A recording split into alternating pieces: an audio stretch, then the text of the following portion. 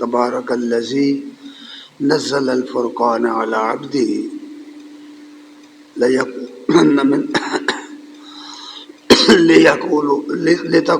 لیکون للعالمین نذیرا۔ بہت بابرکت ہے وہ ذات جس نے فرقان نازل کیا اپنے بندے پر، اس لیے کہ وہ تمام اہل عالم کو خبردار کر دینے والا بن جائے۔ فرقان حق اور باطل میں، سچ اور جھوٹ میں، صحیح اور غلط میں، کھوٹے اور کھرے میں فرق کر دینے والی چیز کو کہتے ہیں۔ تو اس طرح قرآن مجید کو اللہ تبارک تعالیٰ نے فرقان اور میزان بنا کر نازل کیا ہے، اور یہ بات سمجھا دی گئی ہے کہ جو چیز اس میزان پہ پوری نہ اترے وہ صحیح نہیں ہے، وہ ٹھیک نہیں ہے۔ اور پھر قرآن مجید کے سوا دنیا میں اور کوئی کتاب ایسی نہیں ہے جو لا ریب ہو، کوئی کتاب ایسی نہیں ہے جس کے لکھنے والے نے، جس کے مصنف نے اس کا معارضہ لانے کا دعویٰ کیا ہو، جس کے لکھنے والے نے اس کو دنیا کے سامنے اس چیلنج کے ساتھ پیش کیا ہو کہ یہ کتاب لا ریب ہے، اگر تم اس کو لا ریب نہیں مانتے تو پھر اس کے مقابلے میں کتاب لکھ کر آؤ۔ یہ قرآن مجید کی شان ہے جو بیان کی گئی، اور اس طرح کی بے شمار آیات ہیں۔ اور مخالفین اسلام کو، مخالفین قرآن کو بار بار یہ چیلنج مکہ معظمہ میں بھی کیا گیا اور پھر مدینہ منورہ میں جا کر بھی کیا۔ ان لوگوں کے سامنے کیا جو اپنے آپ کو اہل علم سمجھتے تھے، الہامی کتابوں کے عالم سمجھتے تھے، تورات انجیل کے عالم سمجھتے تھے، ان کو بھی چیلنج کیا گیا، اور انہیں ببانگ دوہل یہ کہہ دیا گیا کہ تمہاری یہ کتاب میں محرف ہو چکی ہیں، اس کے ان کے اندر تحریف ہو چکی ہے۔ اب ان کتابوں کی وہی بات مانی جائے گی جو اس کتاب قرآن مجید کی میزان پر پورے اترے گی، جو اس فرقان پر پوری اترے گی، اور جو اس میزان پر پورے نہیں اترے گی وہ کھوٹی ثابت ہو جائے گی۔ یہ ان کتابوں ہی کی بات نہیں ہے، دنیا کی سب کتابوں کو قرآن مجید کی میزان پر پرکھا جائے گا۔ قرآن مجید میں جو کچھ بیان کیا گیا ہے اس کے مطابق اگر کوئی چیز نہیں ہے تو خواہ ساری دنیا اس کی قائل ہو، ساری دنیا کے اہل علم اس کے قائل ہوں، اگر وہ قرآن کے مخالف ہے تو وہ تسلیم نہیں کی جا سکتی۔ یہ قرآن مجید کا مقام و مرتبہ ہے، یہ پہلی بات ہے جو سمجھ لینی چاہیے۔ اور دنیا میں قرآن مجید کے سوا کوئی اور کتاب نہیں جس پر ایمان لانے کا حکم دیا گیا ہو۔ اس کے ساتھ الہامی کتابیں ان کے الہامی ہونے پر کہ اللہ نے وہ بھی نازل کی تھی، اس لحاظ سے ایمان لانے کا حکم دیا گیا ہے۔ قرآن مجید جیسا کہ میں نے عرض کیا ہے کہ میزان ہے، فرقان ہے، اس کے اندر جتنی باتیں عقیدے کے متعلق ہیں، ایک آدمی کو بصیرت مسلمان کیا عقیدہ رکھنا چاہیے ایمانیات کے لحاظ سے، وہ سب باتیں بیان کر دی گئی، اور بصیرت عمل بھی ایک مسلمان کے لیے جو ضروری باتیں ہیں، جو واجبات کا درجہ رکھتی ہیں، فرائض کا درجہ رکھتی ہیں، ان کو بھی بالتفصیل بیان کر دیا گیا ہے۔ وہ یوں سمجھ لیجئے کہ ایمانیات کے جو نکات ہیں ان کو پوری تفصیل سے، پوری تبیین سے بیان کیا گیا ہے، کھول کر بیان کیا گیا ہے، اور اسی طرح ارکان اسلام کو بھی کھول کر بیان کیا گیا ہے۔ یعنی عقیدہ اور عمل دونوں چیزوں کو قرآن مجید میں کھول کے بیان کر دیا گیا ہے۔ اور پھر نبی کریم صلی اللہ علیہ وسلم کی جو احادیث ہیں، آپ کے جو فرامین ہیں یا آپ کے جو اعمال ہیں، ان کے ذریعے ان کاموں کے، ان امور کے کرنے کے نظائر بھی بیان کر دیے گئے۔ اس حوالے سے قرآن مجید کا جو مقام ہے، اس کا جو مرتبہ ہے، ایک مسلمان کے سامنے ہر وقت رہنا چاہیے۔ جو شخص اس طریقے سے قرآن مجید کو سمجھے گا، پڑھے گا، مطالعہ کرے گا اور اس طرح اس کو مانے گا، تو وہ بہت ساری ایسی باتوں سے بچ جائے گا جو بعد کے ادوار میں پیدا ہو گئی۔ اور قرآن مجید کے اندر تفسیر کے نام پر انہیں داخل کر دیا گیا ہے۔ عمومی طور پر لوگ تراجم کو پڑھ کر سمجھتے ہیں کہ ہم قرآن پڑھ رہے ہیں، حالانکہ وہ قرآن نہیں پڑھ رہے ہوتے، ترجمہ پڑھ رہے ہوتے ہیں، اور جس کا وہ ترجمہ پڑھ رہے ہوتے ہیں وہ اس کے خیال کے مطابق چل رہے ہوتے ہیں۔ جس کی وہ تفسیر پڑھ رہے ہوتے ہیں وہ دراصل اس کے خیال کے مطابق چل رہے ہوتے ہیں۔ قرآن مجید اس سے کہیں اوپر ہے، اس کا درجہ اس سے کہیں بلند ہے۔ یہی وجہ ہے کہ قرآن مجید کو پڑھنے کے لیے مسلمانوں کو رغبت دلائی گئی ہے کہ وہ اس کی زبان سمجھیں، اس کو سمجھنے کی، اس کی اصل لینگویج جو ہے اس کو سمجھنے کی کوشش کریں، تاکہ انہیں اس کی صحیح تفسیر، اس کا صحیح مدعا اور منشا سمجھنے میں کوئی مشکل پیش نہ آئے۔ تو اس حوالے سے قرآن مجید کے اندر بعد کے ادوار میں تفسیروں کے ذریعے یا تراجم کے ذریعے بہت سی ایسی باتیں بیان کر دی گئی ہیں جو اس کے مجموعی نظام سے میل نہیں کھاتی، جو اس کے مجموعی اسلوب کے مطابق نہیں ہے۔ علماء اسلام نے یہ اصول مقرر کر رکھا ہے، اور یہ اصول ابتدا سے ہے، صحابہ کے زمانے سے، تعامل صحابہ سے یہی ثابت ہوتا ہے کہ قرآن مجید کی تفسیر کرنی ہو، قرآن مجید کی کوئی آیت پڑھیں، اس کے اندر کسی لفظ کی تفسیر سمجھنی ہو تو اس کی مثالیں قرآن ہی سے لینی پڑیں گی، یعنی قرآن کی تفسیر بالقرآن ہوگی۔ یہ معتبر چیز ہے، بنیادی چیز ہے۔ ہاں، یہ بات کہی علماء کرام نے کہ اگر قرآن مجید کی کسی لفظ یا کسی آیت کی تفسیر قرآن میں نہ ملتی ہو، اس کی تشریح کہیں دوسرے مقام پر نہ ہو، تو پھر نبی کریم صلی اللہ علیہ وسلم کے فرامین کی طرف رجوع کیا جائے گا کہ اس لفظ یا اس آیت کے بارے میں صحیح سندوں کے ساتھ نبی کریم صلی اللہ علیہ وسلم نے کیا بیان فرمایا ہے، اور صحابہ کرام نے اپنے تعامل میں اس کو کس طرح اختیار کیا ہے۔ یہ اصول ہے۔ اور پھر یہ بھی کہا گیا ہے کہ اگر یہ دونوں باتیں نہ ہوں، قرآن میں بھی کسی لفظ کی تفسیر نہ ملتی ہو اور حدیث میں بھی نہ ملتی ہو، تو پھر اقوال صحابہ کو دیکھا جائے گا، اور اس میں بھی یہ شرط لگا دی گئی ہے کہ وہ صحیح سند کے ساتھ ثابت ہو، قیاس کے ساتھ نہیں۔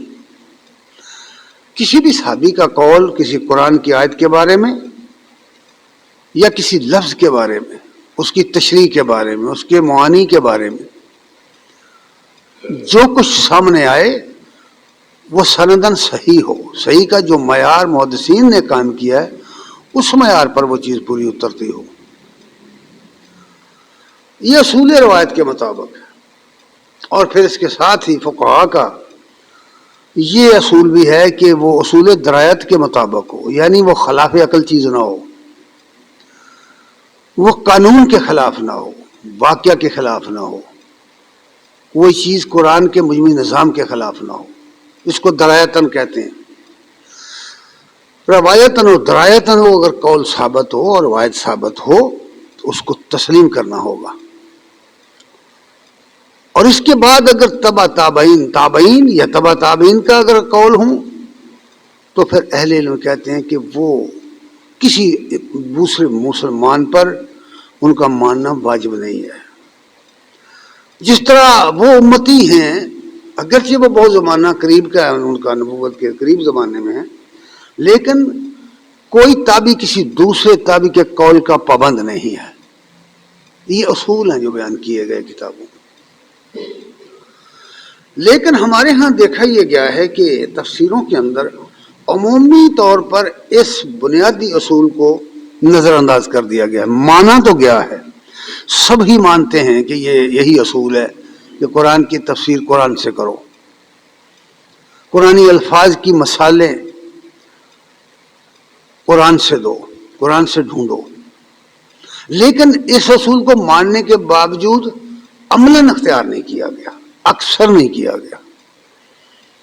آپ بہت ساری تفاسیر پڑھیں گے تو شاید کوئی ایک شخص ایسا ملے گا جو قرآن مجید کی آیات کو یا اس کے الفاظ کو قرآن کی نظر میں، قرآن کی تشریح میں بیان کرے۔ اس طرح کی آیات تو بہت ہیں، بہت ساری آیات ہیں اس طرح کی۔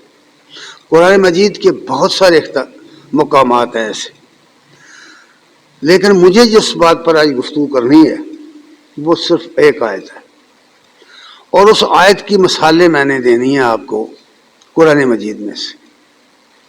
اور یہ اتنی مشہور ہو گئی ہے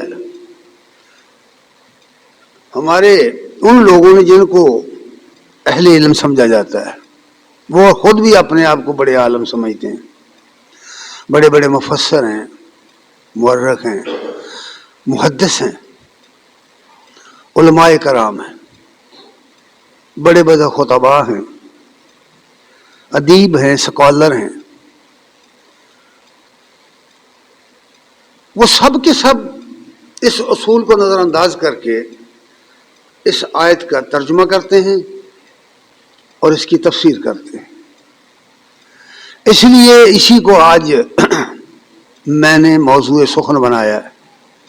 یہ آیت سورہ المومن کی آیت نمبر 46 ہے، بڑی مشہور ہے۔ النار یعرضون علیہا غدوا وعشیا ویوم تقوم الساعہ ادخلوا آل فرعون اشد العذاب۔ یہ بڑی مشہور آیت ہے۔ یہ اس کا ترجمہ یہ کیا جاتا ہے کہ وہ ایک آگ ہے جس کے سامنے وہ پیش کیے جاتے ہیں، اور قیامت کے دن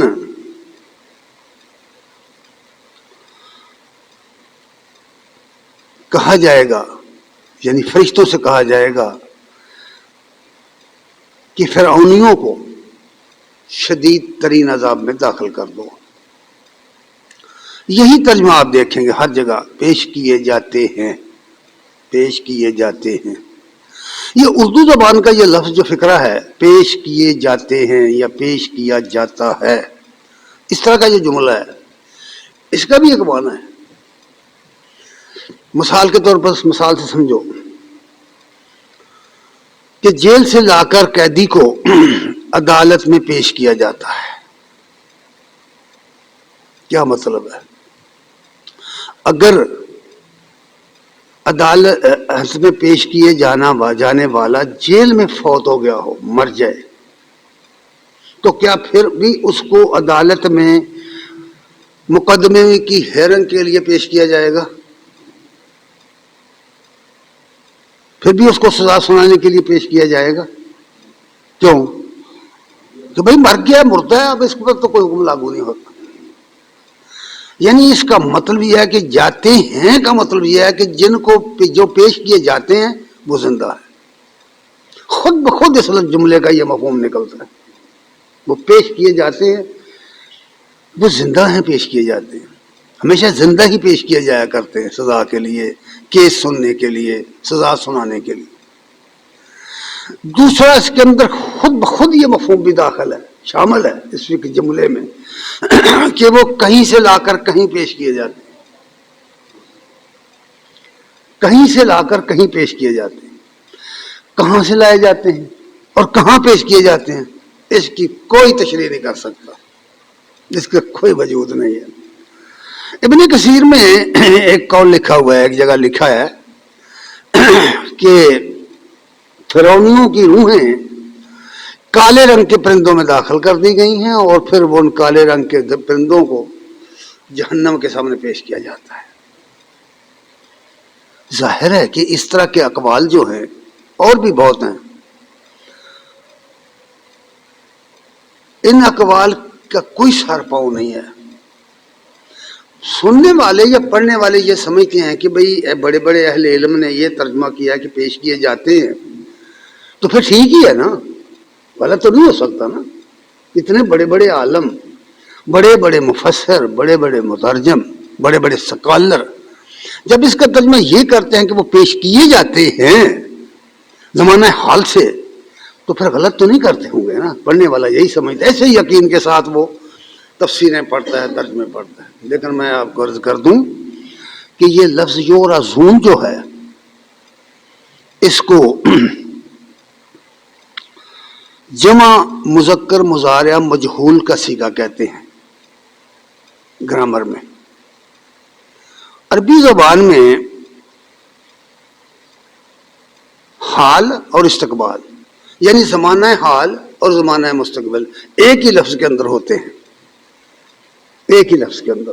یورس پیش کیا جاتا ہے، پیش کیا جائے گا، یہ دونوں معنی ہیں اس کے. جتنے اس طرح کے صیغے آتے ہیں عربی زبان میں مضارع کے، ان کے ترجمے میں یہی ہوتا ہے کہ وہ کیے جاتے ہیں یا کیے جائیں گے، دونوں معنی ہیں اس میں. یہی وجہ ہے کہ مترجمین کے اندر جب اس کو تلاش کریں گے تو ایک ترجمہ ایسا ہے، آپ 20 ترجمے پڑھیں گے، 20، تو صرف ایک ترجمہ ایسا ہے جو شاہ رفیع الدین محدث دہلوی رحمۃ اللہ علیہ کا ہے کہ وہ اس کا ترجمہ کرتے ہیں کہ وہ ایک آگ ہے جس کے سامنے وہ پیش کیے جائیں گے، پیش کیے جائیں گے. اب جائیں گے اگر ترجمہ کرتے ہیں تو پھر کیا بنے گا؟ صاف ظاہر ہے کہ پھر پیش کیے جائیں گے مستقبل میں، آنے والے زمانے میں. اور کب پیش کیے جائیں گے؟ خود بخود لفظ کے اندر یہ موجود آ گئی بات کہ جب وہ زندہ کیے جائیں گے، حساب کتاب ہوگا، اللہ کے میزان میں وہ جہنمی ثابت ہوں گے تو پھر پیش کر دیے جائیں گے اس جہنم کی آگ کے سامنے. یہ ہے اس کا، یہ پہلی چیز ہے. اب دیکھیے کہ قرآن مجید میں یہ لفظ یورزو یا اس کا واحد مذکر غائب کا صیغہ، مجہول کا صیغہ زیادہ استعمال ہوا ہے قرآن میں. جہاں کہیں بھی ہے تقریباً 5 جگہ یہ اس لفظ آیا ہے، 5 جگہ قرآن میں یہ لفظ ہے. اور واحد بھی آیا ہے، یورازو بھی آیا ہے، یورزون بھی آیا ہے. ایک تو یہی مقام ہے. اب کچھ دوسرے مقامات ہیں. اب جن لوگوں نے پیش کیے جاتے ہیں اس تک لفظ کا ترجمہ کیا ہے، ان کے ترجمے اٹھا کر وہ 5 مقام دوسرے، 4 مقام دوسرے دیکھو، وہ وہاں کریں گے پیش کیے جائیں گے، یعنی خود اپنے ہی اصول کے خلاف ترجمہ کریں گے. وہاں وہ ترجمہ کریں گے پیش کیے جائیں گے. اب اتنا تو ٹائم تو نہیں ہے کہ میں اس کی ساری جو ہے نا مثالیں پیش کر دوں. وہ خود پڑھے، جو شخص اس کی تحقیق کرنا چاہتا ہے وہ خود پڑھے. تو اس لیے اس کا جو ترجمہ ہے، ایک تو یہ بات ہو گئی، ایک یہ بات ہوگی. دوسری ایک بات بھی ہے، وہ یہ ہے کہ آیات کے اندر جس طرح ہماری اردو زبان میں قومیں لگے ہوتے ہیں، فل سٹاپ لگے ہوتے ہیں، فل سٹاپ لگے ہوتے ہیں، قومیں لگے ہوتے ہیں، نشان لگے ہوتے ہیں عبارت کے اندر، اس کا مطلب یہ ہوتا ہے کہ یہاں فقرہ، یہاں جملہ پورا ہو رہا ہے۔ اگر ان کا لحاظ نہ کیا جائے تو عبارت کا مفہوم تبدیل ہو جاتا ہے۔ اسی طرح عربی زبان میں خاص کر قرآن مجید میں ان کا اہتمام کیا گیا ہے۔ ان کو رموز اوقاف کہتے ہیں۔ وہ نشان جہاں قاری کو پڑھتے ہوئے رکنا چاہیے یا نہ رکنا چاہیے، یہ مطلب ہوتا ہے۔ کہاں رکنا ضروری ہے، کہاں رکنا ضروری نہیں ہے قاری کا، کہاں وہ نہ رکے گا تو مطلب اور ہو جائے گا، رکے گا تو مطلب اور ہو جائے گا۔ اب اس آیت کے اندر بھی یہ لگے ہوئے ہیں یہ رموز اوقاف۔ جب ہم ترجمہ پڑھتے ہیں اکثر لوگوں نے ان رموز اوقاف کا کوئی لحاظ نہیں رکھا،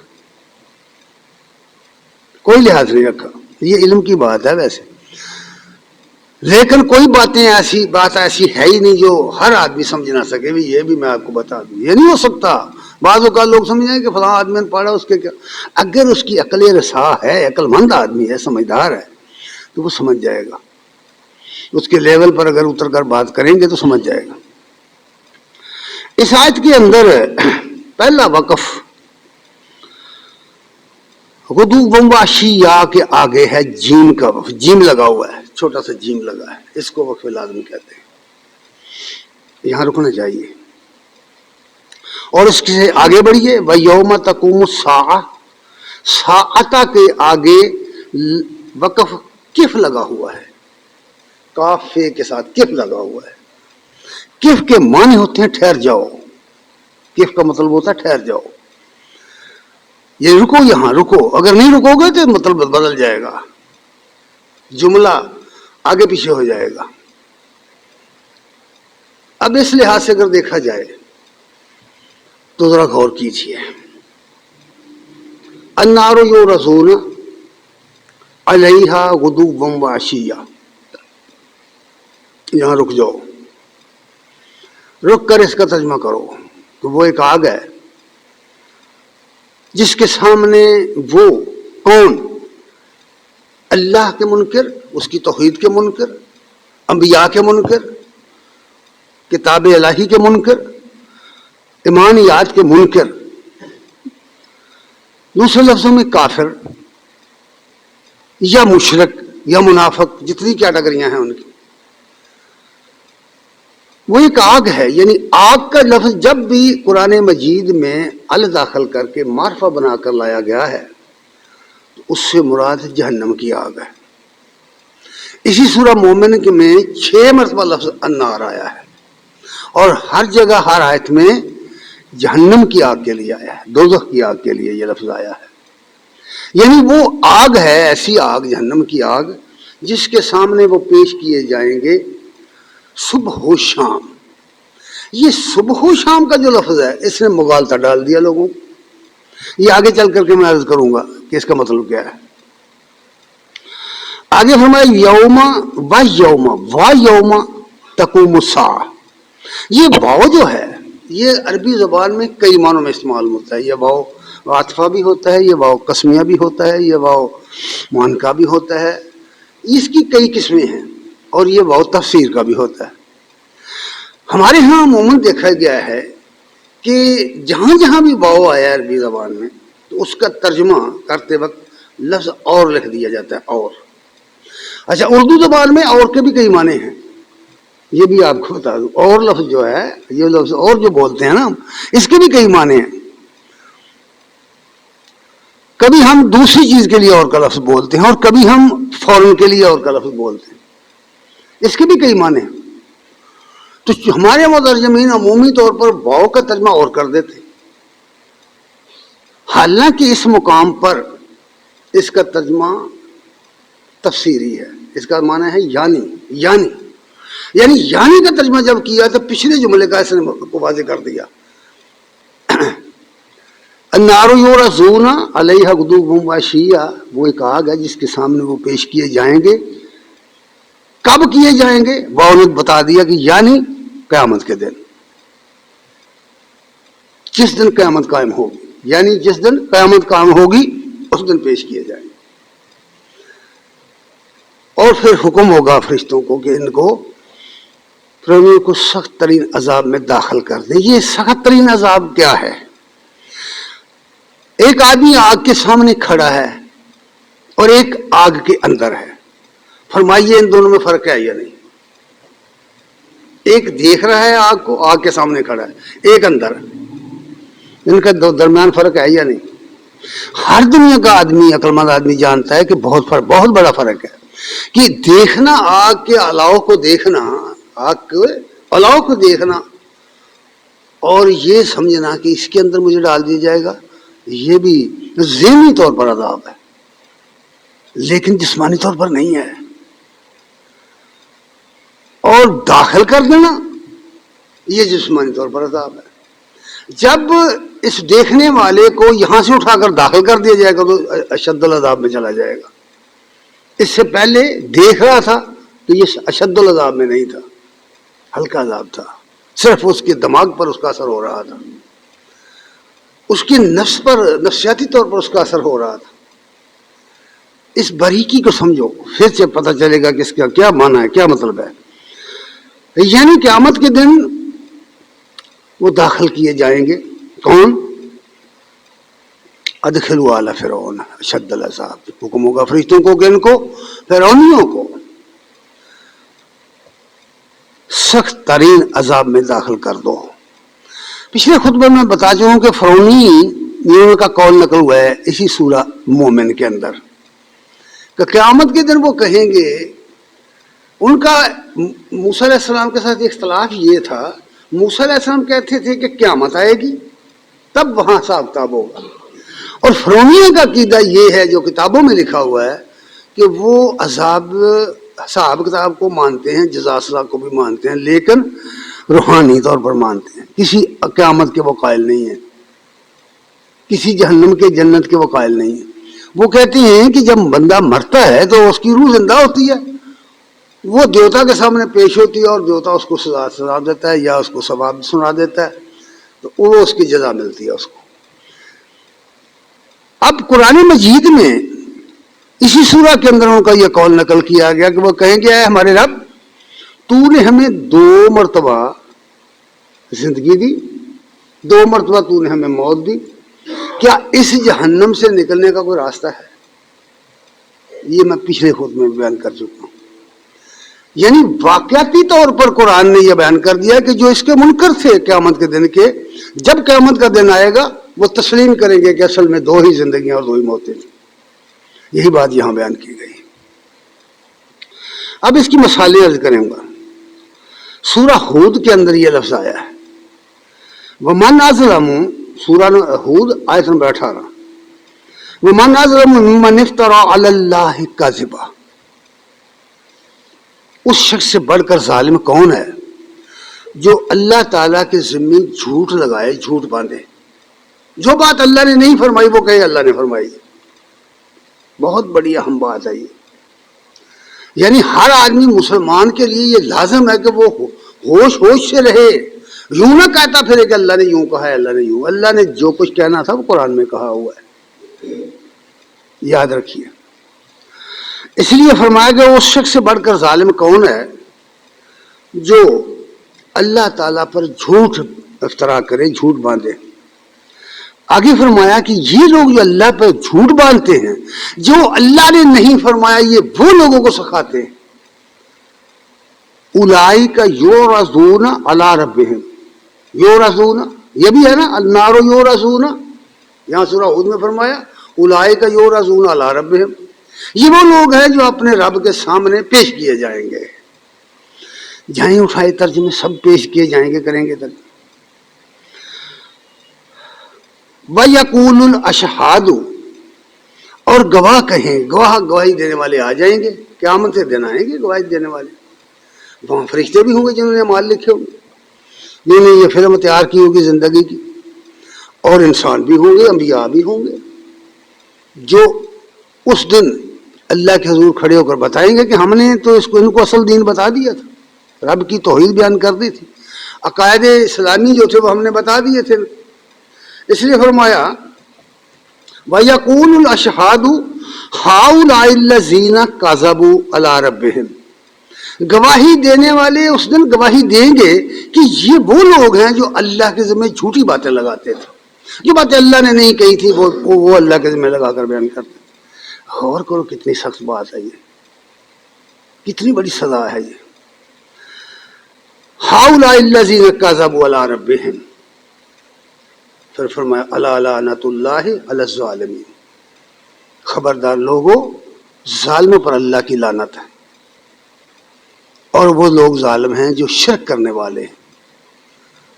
مشرک کو ظالم کہا گیا ہے، شرک کرنے کو ظلم کہا گیا ہے. ان الشرک لظلم عظیم، شرک ظلم عظیم ہے. یہ پہلی مثال. دوسری مثال سورۃ شورى کی آیت نمبر 45، اس کے اندر فرمایا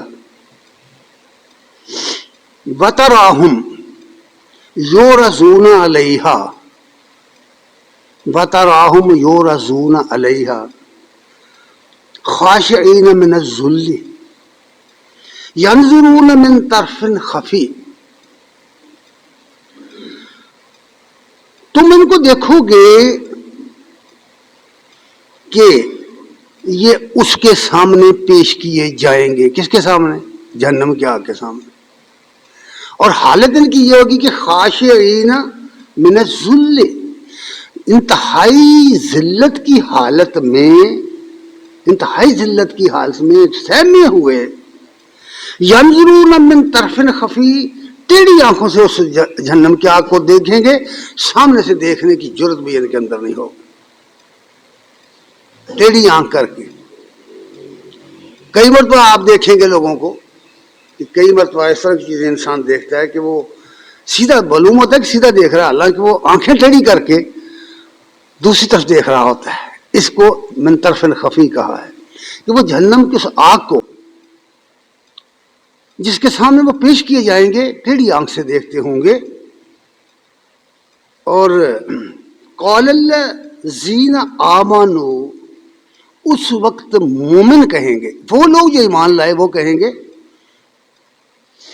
ان الخاسرین الذین خسروا انفسهم واہلیہم یوم القیامہ.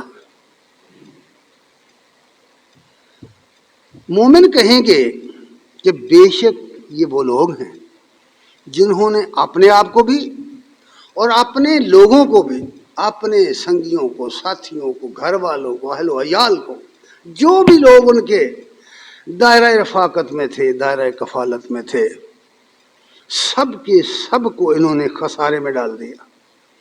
کس وجہ سے؟ بدعقیدگی کی وجہ سے، اللہ کے دین کو نہ سمجھنے کی وجہ سے، اپنی بدعمالیوں کی وجہ سے.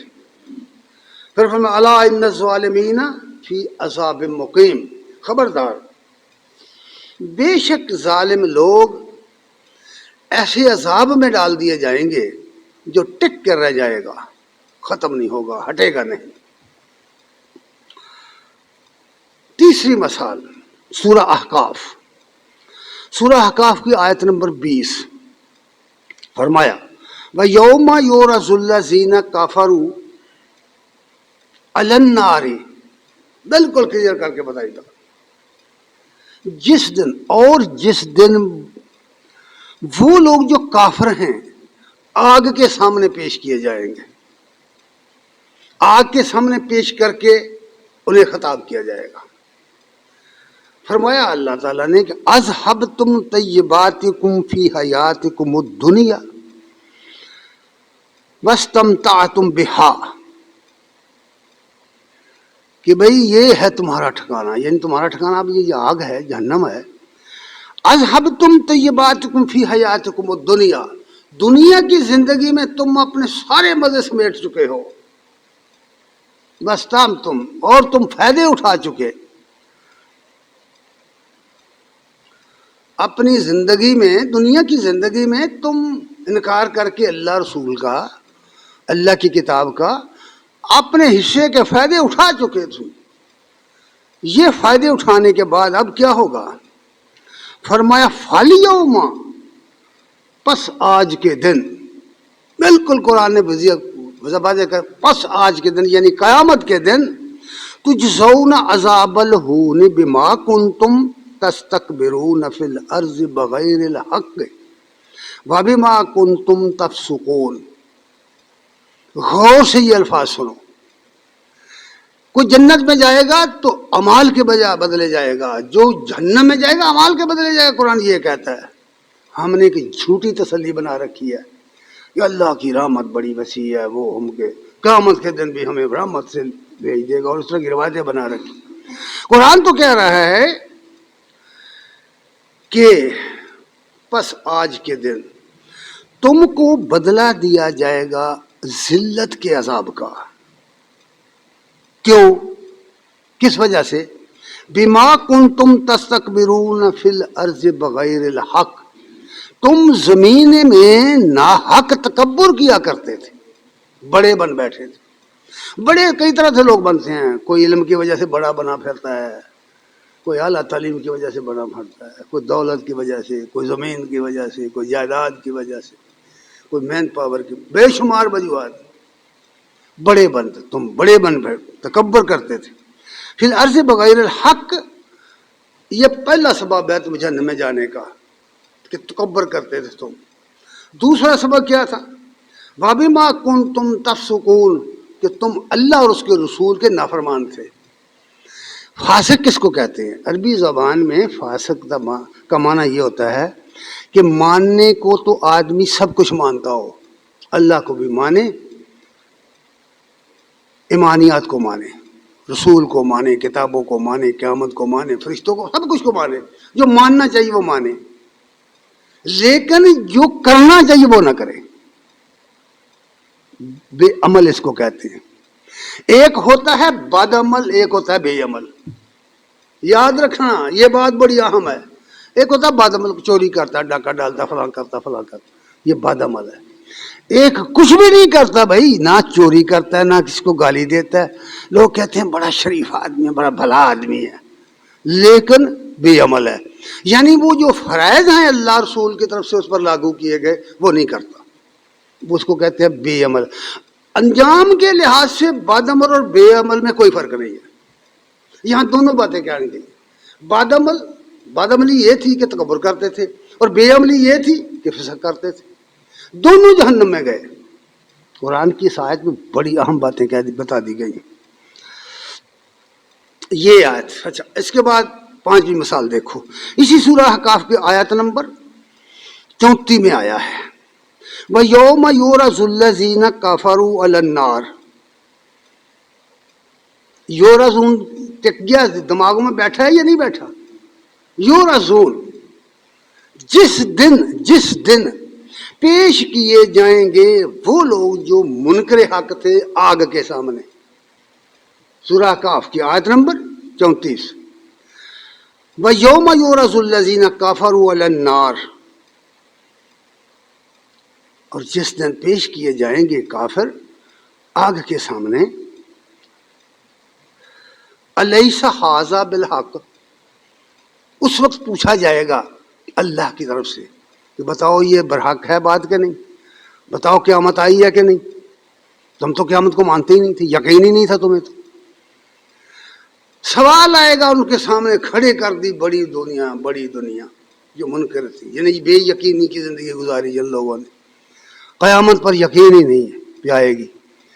انہیں پیش کر کے پوچھا جائے گا کیا یہ حق نہیں ہے، یہ سچ مچ موجود ہے کہ نہیں ہے یہ جہنم کی آگ، بتاؤ. جواب کیا دیتے ہیں سنو. قالو، وہ کہیں گے، پڑھو ترجمے اٹھا کے، مستقبل کے سیغوں سے ترجمے کیے گئے ان کے.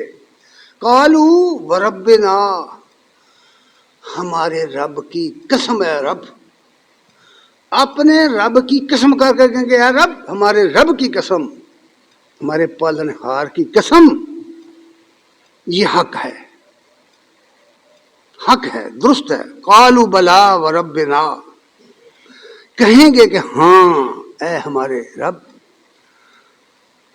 کی قسم یہ حق ہے. قال، پھر حکم ہوگا، ارشاد ہوگا، قال فذوقوا، فذوقوا العذاب بما کنتم تکفرون، تو جو انکار تم کرتے رہے ہو اب اس کے بدلے میں عذاب چکھو۔ اس وقت یہ کہہ دیا جائے گا۔ یہ میں 5 مسائلیں آپ کو بیان کر دیں کہ اس لفظ کے اندر، یہ قرآن مجید میں 5 مرتبہ لفظ یورزون یا یورزو آیا ہے۔ ہر جگہ اس کا ترجمہ مستقبل کے سیغے سے، اس کا تعلق کل قیامت والے دن سے ہے۔ غلط تراجم کے ذریعے لوگوں کو گمراہ کر کے کہا گیا کہ عذاب قبر ہوتا ہے، اس آیت سے یہ عذاب قبر ثابت ہوتا ہے۔ اس کا مطلب یہ ہے کہ بھی مرنے والا مرا ہی نہیں، زندہ ہی دفن کر دیا، یا یوں کہہ لیجئے کہ قبر کے اندر جا کر زندہ ہو گئے۔ ایسی خلاف عقل بات تم کیسے تصور کرتے ہو کہ اللہ کے رسول کریں گے؟ اللہ کے رسول نام لگا دیا رسول اللہ صلی اللہ علیہ وسلم کا روایتوں کے ذریعے کہ آپ نے فرمایا ہے۔ کیسے فرمایا آپ نے؟ جتنی روایات ہیں سب مدلسین راوی ہیں، سب بدعقیدہ راویوں کی بیان کردہ روایتیں ہیں۔ کوئی ایک روایت، اور ان روایتوں سے زندگی کے بارے میں کوئی ایک مسئلہ بھی ثابت نہیں ہوتا۔ اس لیے یہاں اس لفظ کی جو تشریح قرآن کر رہا ہے وہ یہ نہیں ہے جو ہمارے سامنے ان لوگوں نے کر کے رکھ دیا۔ ایک بات اور سمجھو یہاں جو مغالطہ ڈالتی ہے لوگوں کو، وہ غدو و شیعہ ہے، صبح و شام۔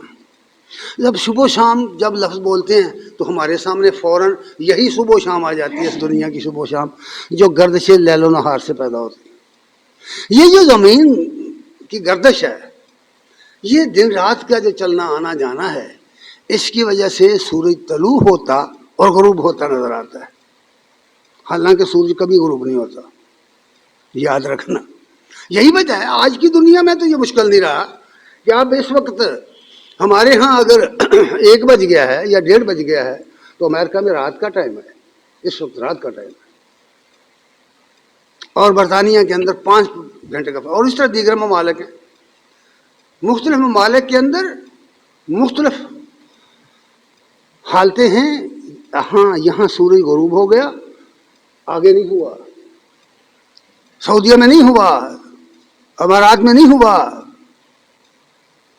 برطانیہ میں نہیں ہوا، یورپ میں نہیں ہوا، پھر آگے چلے جاؤ امریکہ میں نہیں ہوا۔ تو مطلب سورج نہیں غروب ہوتا، یہ ہماری زمین کی گردش ہے جو جس کی وجہ سے ہم کہتے ہیں غروب ہو گیا ہے۔ یہ گردش لیل و نہار جو ہے، ہم جب لفظ صبح اور شام بولتے ہیں فوراً ہمارے سامنے یہی صبح شام آتی ہے، لیکن اہل علم نے کہا کہ اس کا یہ مطلب نہیں ہے، یہ ایک محاورہ ہے عربوں کا۔ جب کسی چیز کی مداومت کو بیان کرنا ہو، ہمیشگی کو بیان کرنا ہو، تو وہ صبح شام کا لفظ بولتے ہیں۔ قرآن نے وہی محاورہ استعمال کیا یہاں، اور یہ ہماری کتابوں میں لکھا ہوا ہے، تفسیروں میں لکھی ہوئی ہے یہ بات۔ تفسیر جلالین بڑی مشہور تفسیر ہے، اور یہ ایسی تفسیر ہے جو مدارس کے اندر باقاعدہ سب طلبہ کو پڑھائی جاتی ہے، لیکن افسوس کہ اسے آنکھیں کھول کر نہیں پڑھا جاتا۔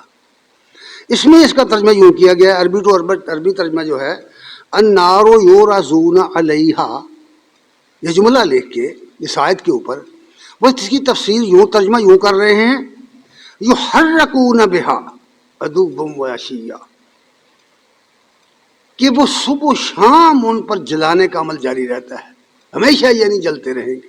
یہ ہے مطلب، یحرکون جلائے جائیں گے صبح و شام، ہر وقت ان کے یہ عمل جاری رہے گا۔ پھر صباحن و مساء، غدو و عشیہ کا ترجمہ یہ کیا کہ صبح اور شام، اور پھر فرمایا یعنی کنایۃ عن الدوام، یہ ہمیشگی کی طرف اشارہ کیا گیا ہے، یہ ہمیشگی کی طرف اشارہ کیا گیا۔ کیا قبر کے اندر کوئی آدمی ہمیشہ رہے گا؟ یہ جو قبریں ہیں، قبروں میں چلے گئے نا دنیا، وہ سوچ کے بتاؤ مجھے، ہمیشہ رہیں گے لوگ؟ ہمیشہ قبروں میں رہیں گے؟ اور بھائی تھوڑے سے عقل سے بھیجے سے کام لو، تمہیں پتہ چلے گا کہ نہیں، ہاں اربوں ہاں سال گزر جائے لیکن نہیں، آخر یہ اٹھا لیے جائیں گے۔ ہمیشگی نہیں ہے۔ ہمیشگی کدھر ہے؟ کل قیامت کے دن وہاں جو زندگی ملے گی وہ ہمیشہ کی زندگی ہے، وہ لا فانی زندگی، لا زوال زندگی، وہاں ہمیشگی آئے گی۔ نہ اس دنیا میں ہمیشگی ہے، نہ دنیا کے بعد مرنے کے بعد ہمیشگی ہے. ہمیشگی دوام جو ہے وہ قیامت کے دن حاصل ہوگا. وہ جنتی ہو کو دوزخی ہو، دوام وہاں ہے. اس لیے اس کا مطلب یہ قبرستان نہیں ہے، یہ قبروں کے اندر پڑے مردے نہیں ہیں ہمیشہ، یہ نہیں ہمیشہ رہیں گے، یہ تو کبھی نہ کبھی اللہ ان کو اٹھائے گا. اس کے متعلق بڑی مشہور کتاب ہے ایک، فتح المنان اس کا نام ہے، تفسیر حقانی کے نام سے مشہور ہے. ابو عبدالحق محمد عبدالحق حقانی دہلوی کی یہ تفسیر بہت مشہور تفسیر ہے. یہ سر سید احمد خان کے ہم اثر تھے، بہت بڑے عالم تھے، بہت فاضل آدمی تھے. انہوں نے اس کا جو ترجمہ کیا ہے وہ کہتے ہیں صبح و شام سے خاص یہی دو وقت نہیں ہیں. یعنی صبح اور شام کا جو وقت ہم سمجھتے ہیں نا، وہ کہتے ہیں یہ نہیں ہے، بلکہ دوام مراد ہے. یہ پورا فکر جا کے پڑھیے، دوام مراد ہے. اور دوام کہاں ہوگا؟ قیامت کو. نہ اس دنیا میں دوام ہے، ہمیشگی ہے، نہ قبروں میں ہمیشگی ہے. ہمیشگی کل قیامت کے دن ہے. قیامت کے دن کوئی جنت میں گیا یا جہنم میں گیا وہ ہمیشہ رہے گا. خالدین فیہا ابدا کا اعلان کیا ہوا ہے اللہ تعالیٰ نے. اب رہ گی یہ بات کہ یہ حدیثیں ہیں جن کے اندر اس آیت کا مفہوم تبدیل کر دیا گیا ہے. ان میں سے ایک عرض کر دیتا ہوں. یہ بڑی معروف و مشہور حدیث ہے اور کتابوں میں لکھی، تفسیروں میں لکھی علماء مفسرین نے. اس قرآن کی آیت کے تحت اس کا ترجمہ کر کے پیش کیے جاتے ہیں، مردے کو زندہ ثابت کر کے پھر یہ حدیث نقل کر دی. بخاری اور مسلم کے اندر یہ حدیث ہے، مسلم احمد میں بھی ہے. بخاری کے اندر جو حدیث ہے پہلے اس کو دیکھیے. اس حدیث کی سند جو ہے بخاری سے پڑھیے. حدثنا اسماعیل قال حدثني مالک عن نافع عن عبد الله بن عمر ان احدكم اذا مات عرض عليه بالغداة والعشي ان كان من اهل الجنة وان كان من اهل النار فيقال هذا مقعدك حتى يبعثك اللہ عز وجل یوم القیامہ. یہ حدیث ہے. ترجمہ اس کا یہ ہے کہ ہم سے بیان کیا، امام بخاری کہتے ہیں ہم سے بیان کیا اسماعیل نے، وہ کہتے ہیں کہ مجھ سے بیان کیا امام مالک نے. انہوں نے روایت کی ہے نافع سے. یہ جو بدلتا ہے نا لفظ، ان کی جگہ حدثنا کی جگہ ان آ گیا، تو اب اس کا ایک اور قانون ہے، وہ اب ٹائم نہیں ہے کہ میں بیان کروں. اس چیز کو آپ پڑھنا چاہیں تو میری کتاب کہ عذاب قبر حق میں پڑھیے اس آیت کو، اس کی پوری تفسیر لکھی میں نے کہا، اور یہ حدیثیں بھی نقل کی ہیں اور راویوں کا حال بھی بیان کیا. انہوں نے بیان کیا، مالک نے بیان کیا نافع سے، اور نافع نے بیان کیا نافع نے روایت کی عبداللہ بن عمر سے. اور عبداللہ بن عمر یہ نہیں کہتے کہ میں نے سنا ہے نبی صلی اللہ علیہ وسلم کو، وہ کہتے ہیں کہ نبی صلی اللہ علیہ وسلم سے روایت کرتے ہیں. کس طرح کرتے ہیں؟ یہ تو کہتے ہی نہیں کہ میں نے سنا ہے. سمے تو نہیں کہا، حدثنا نہیں کہا، حدثنی نہیں کہا، اخبارنا نہیں کہا، اخبارنی نہیں کہا. انا کہ رسول صلی اللہ علیہ وسلم نے فرمایا احدکم، تم میں سے جب بھی کسی کو موت آتی ہے تو اس کے سامنے صبح اور شام پیش کیا جاتا ہے، اس کو پیش کیا جاتا ہے صبح شام. یعنی قبر کے اندر صبح شام ہوتی قبر کے اندر. کیا مردے کو پتا ہے سورج چڑھا ہے اور غروب ہو گیا؟ آخر کیا ہو گیا لوگوں کی عقل کو؟ تو جو شخص مر گیا اس کو پیش کیا جاتا ہے صبح شام. اگر وہ اہل جنت میں سے ہے تو جنت کے سامنے، اور اگر اہل جہنم میں سے ہے تو جہنم کے سامنے. پھر اس کو کہا جاتا ہے کہ یہ ہے تیرا ٹھکانہ، جہاں تو نے اٹھ کر جانا ہے، جہاں تو نے اٹھ کر جانا ہے. اور حتیٰ کہ تجھے اللہ عز و جل اٹھائے گا دن قیامت کے. یہ روایت ہے. اس روایت سے عذاب قبر ثابت کرتا ہے۔ لیکن بھائی کیا کریں، ہم نے تو نہیں لکھا، یہ تو محدثین لکھتے ہیں۔ محدثین کہتے ہیں، یحییٰ بن معین کہتے ہیں ضعیف العقل، یہ راوی اسماعیل بن نبی اویس جو ہے یہ امام مالک رحمہ اللہ کا بھانجا تھا، بہت جھوٹی روایتیں بیان کیا کرتا تھا، گھڑتا تھا، روایتیں بنایا کرتا تھا۔ امام یحییٰ بن معین کہتے ہیں ضعیف العقل ہے، اس کی عقل ماڑی ہے۔ امام نسائی کہتے ہیں یہ ضعیف ہے۔ امام ابو حاتم کہتے ہیں مغفل ہے، مغفل یعنی غفلت کا شکار ہے یہ شخص۔ ابن معین کہتے ہیں یہ باپ اور بیٹا دونوں حدیث چور تھے، لوگوں کی حدیثیں بیان کی ہوئی حدیثیں اپنے نام لگا کر بیان کر دیتے، اس کو حدیث چور کہتے ہیں۔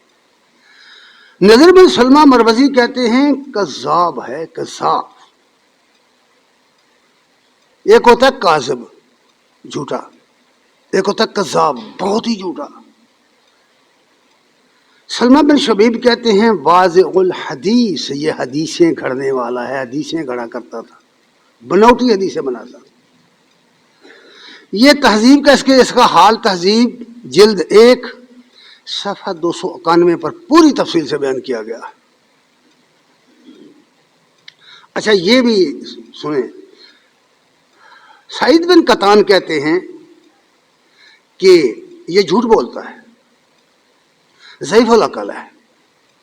اب یہ جو کہتے ہیں کہ حدیث موضوع، جس کو ہم اگر ترجمہ کریں تو اس کا معنی ہوتا ہے من گڑت موضوع، اس کی شناخت کیا ہے، کس طرح معلوم کیا جائے کہ یہ حدیث من گڑت ہے؟ اس کے بارے میں سعودی عرب کے ایک بہت بڑے عالم ہیں، ان کی کتاب ہے تفسیر مصطلح الحدیث، مدینہ یونیورسٹی کے نصاب میں لگی ہوئی ہے یہ کتاب۔ اب اندازہ کرو بھی کیا کچھ لوگ یہ پڑھ کے آتے ہیں اور پھر کرتے کیا ہیں، اندازہ کرو۔ وہ اس میں لکھتے ہیں کہ الموضوع، من گڑت حدیث کون سی ہوتی، اس کی تعریف بیان کرتے ہیں۔ اذا کانا سبب التان، پھر راوی حاصل کسب علی رسول اللہ صلی اللہ علیہ وسلم یسمى الموضوع، من گھڑت حدیث وہ ہوتی ہے جس کی سند میں ایک ایسا راوی پایا جائے جو رسول اللہ صلی اللہ علیہ وسلم کے بارے میں جھوٹ بول کر ایک حدیث گھڑ دے اور نبی صلی اللہ علیہ وسلم کے نام لگا دے، تو ایسی سند کو، ایسی حدیث کو موضوع کہتے ہیں۔ کتاب کا میں نے حوالہ عرض کر دیا۔ اور اسی حدیث کو امام مسلم نے بھی روایت کی ہے۔ امام مسلم کی جو روایت ہے اس میں عبد الرزاق بن حمام ہے، عبد الرزاق بن حمام یہ ایسا شخص تھا، اس کی بڑی مشہور کتاب ہے کہ مسند عبد الرزاق، مصنف عبد الرزاق، کتابیں پڑھے، ان کے حالات پڑھے، اسی میزان الاعتدال میں اور تہذیب میں۔ تو یہ صحابہ کرام کو نعوذ باللہ گالیاں بکتا تھا، رافضی قسم کا کٹر شیعہ تھا۔ محدث کہتے ہیں یہ کذاب ہے، کذاب۔ اور عبد العظیم محدث کہتے ہیں قسم ہے اس ذات کی جس کے سوا کوئی معبود نہیں، اس سے تو واقعی کذاب سچا ہے، یہ اتنا بڑا جھوٹا آدمی تھا۔ یہ ہیں وہ روایات جو لوگوں نے بیان کر کے اس آیت کی تفسیر بدلی، اس کا مفہوم بدل دیا۔ میں نے اس کی مثالیں آپ کے سامنے عرض کر دی ہیں۔ اٹھو، قرآن پڑھو اور سمجھنے کی کوشش کرو، محنت کرو، محنت، دین اپنا بچاؤ، اپنا عقیدہ درست کرو۔ یہ مشرکانہ عقیدہ ہے، آدمی مر کے نہیں مرتا، غلط بات ہے یہ کہ آدمی مر کے نہیں مرتا، تجربے کے خلاف ہے، مشاہدے کے خلاف ہے، قرآن مجید کے خلاف ہے یہ بات، اسلامی عقیدے کے خلاف ہے۔ اسلامی عقیدہ یہ ہے کہ انسان مرے گا، اس دنیا میں مرے گا اور پھر مردے کو اللہ تعالیٰ قیامت کے دن زندہ کرے گا، یہ ہے اسلامی عقیدہ، قیامت اس کو کہتے ہیں۔ آخرت کا عقیدہ اس کا نام ہے، یہ عقیدہ رکھنا کہ قیامت کے دن اللہ مردوں کو زندہ کرے گا، پھر اس کے حساب لے گا، یہ ہے اسلامی عقیدہ۔ دعا ہے کہ اللہ تعالیٰ ہمیں سمجھنے کی توفیق عطا عنایت فرمائے۔ وآخر دعوانا الحمدللہ رب العالمین۔